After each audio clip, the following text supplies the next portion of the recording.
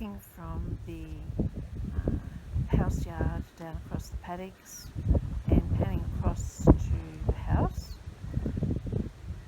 and then around generator shed and to the vehicle shed. And the vehicle shed's got a gravel floor. It's a nice big shed, good storage area. The previous people actually lived in here while they built the house many years ago. And walking up the ramp towards the back door, this has only been recently done, and we levelled off the top section of ramp here so that we could extend the veranda along the back of the house. And my idea was to incorporate the boards in around the rocks there. And also there was potential to extend the veranda along the other way as well, and even wrap around the house. Walking in the back door to the little entryway where we used to keep coats and boots, and through to the hallway, and looking left down to bedrooms and bathroom, and looking right down to the living area, dining kitchen with a central wood heater. It's a really efficient little water heater and warms the house really well. And you've got the living area to the left and out on to the veranda through a sliding door. And you can see along the little track here, that's our property boundary. The property is very long and skinny, so we're right on the boundary here, but looking across to the hills there. Those hills are in the property, and the sun comes up over those hills, so this side of the house gets the sun first thing in the morning.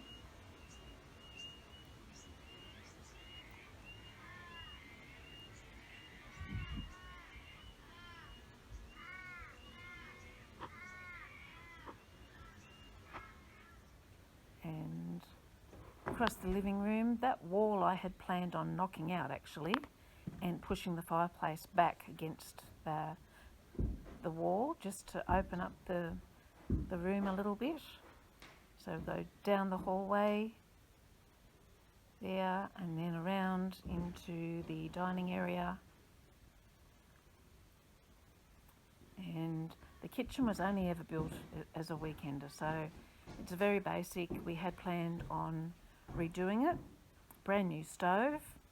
There's a gas electric fridge, which we're happy to leave. Both the stove and the fridge worked on gas, as did the hot water.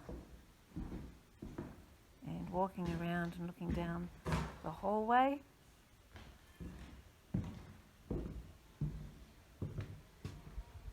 and back out the door. And this is bedroom 2. It's a pretty big room. There's no built-ins in any of the bedrooms. We've just got some cupboards which we're happy to leave.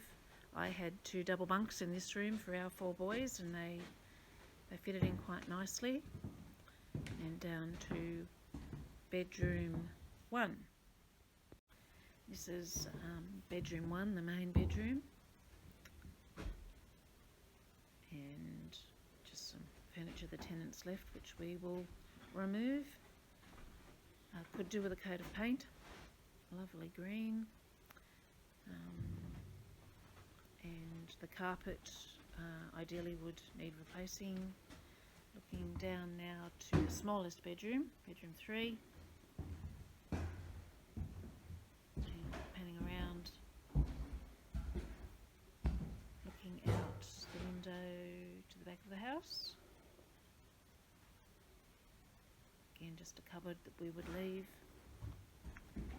Back out to the hall. bathroom, which again was built just as a weekender, so it's very basic,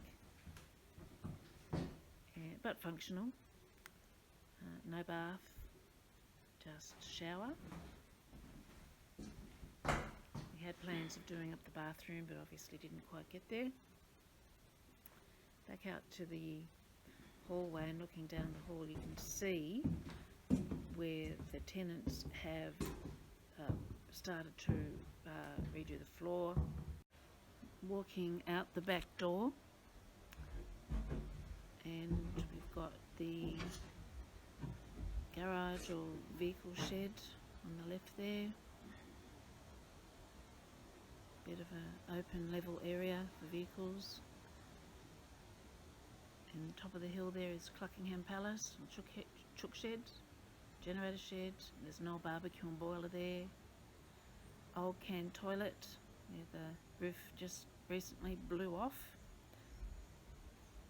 The shed needs knocking over altogether. And underneath the house, it's all built up on Besser blocks, so we've got storage, the entire underfloor area. This end is dirt floor. We've got a central enclosed room. We've got a concrete floor, although it needs some repairs. The laundry area, although I had planned on taking the laundry upstairs, but it's quite functional as it is. Double garage doors, so you can get a vehicle under the house if you wish. This is the stairwell, or where the stairs used to be, if you wanted to reinstate them. Gas, hot water. And then looking across to the car bays or storage bays. This is what I call the frog pond, a small dam in the shearing shed paddock, and there's the shearing shed at the left. It's got a little outside toilet, just a canned toilet there, and my little office building there, which we intend to move to the new property, but that's negotiable. Beyond that, the little shed there is a fuel shed or a tax shed, and then you can just see the roof of the machine shed behind there. And if we swing around through this little clump of trees and look back up to the house.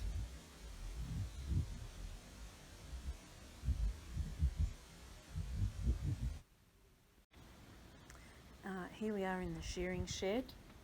I've got the holding pens here. So there's 4 holding pens altogether. And then you've got the shearing floor. And if we walk through this door, you can see there's the shearing floor and the chute. There's a electric shearing motor which will stay with the property. And if we turn around here, you'll see there's a bit of an addition there. It's a loading bay and a historic Kurtz wool press, which will stay. We'll take the other little press there.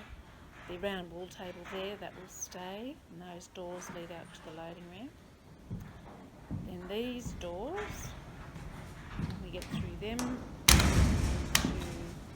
a landing, and below the landing there's a little kitchenette, just a sink in there, nothing more, and then stairs down to the ground level. That's just the view from the back of the shearing shed. A couple of holding paddocks below. And if we go back out the shearing shed door, we've got a pen here, another loading, unloading door there. Through this gate, we've got a spray dip, so the sheep can get put in there and they get sprayed for things like lice and other things. And they go out the door on the other side and away. This is just the view from the shearing shed. Checking on the sheep. Up in one of the paddocks. You can see the sheep are quite healthy. They do quite well when it's not drought and there's plenty of feed. The property could carry about 50 sheep quite well. Just one of our first little lammies there for the season.